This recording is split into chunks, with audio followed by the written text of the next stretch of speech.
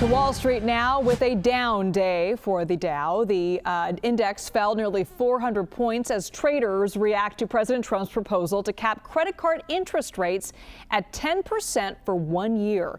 Here's a look at the top 500 stocks as our interactive heat map brought to you by FinViz. In the bottom left-hand corner, you can see shares of big banks like JP Morgan, Wells Fargo dipped into the red today. Now, the president's proposal is drawing rare support from Democrats, including Senator Elizabeth Warren. She joined our own Caitlin Huey-Burns on the Takeout yesterday and said she spoke to Trump about the idea. Take a listen. We talked about, remember, Donald Trump had raised this question early on about putting a cap on credit card interest rates. And I had said at the time when he announced this a year ago, I had said, great. I had been proposing that for years. Let's do it. And what's Donald Trump done since then? Nothing. All right, let's bring in Kristin Myers, the ETF editor-in-chief for Asset TV. Kristin, great to be with you. This proposal sparked a lot of chatter in our newsroom. Most of us swipe our credit cards nearly every day. Saving money on interest payments could have a huge impact.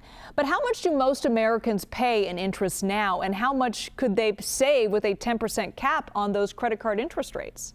Yeah, that's a really great question. So for the average American, right now, the interest rate is at 19.65%. So a lot higher than that 10% cap that has been proposed.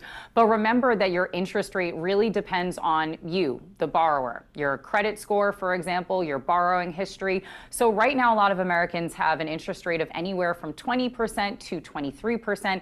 It can be a lot higher if you are a riskier borrower, but it could also be lower if you are someone with a higher credit score and a great borrowing history. So we saw some banking and financial stocks fall today. What are the concerns with this credit card rate cap? Essentially, for the banks, revenue. The credit card interest rates is really how a lot of these banks make money. And so essentially, if you cap that interest rate at 10%, you are really preventing a lot of these banks from pulling in as much revenue as they have been, especially as a lot of Americans over the past year or so have actually been increasing their credit card balances.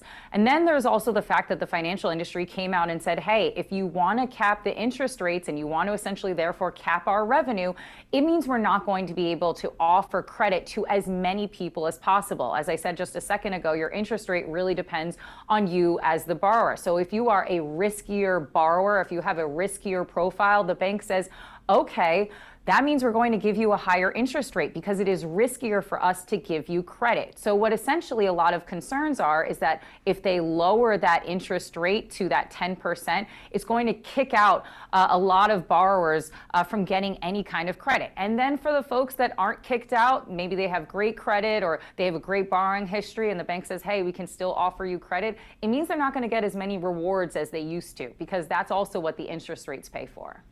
Kristin Myers, thank you so much. Great to see you. Of course.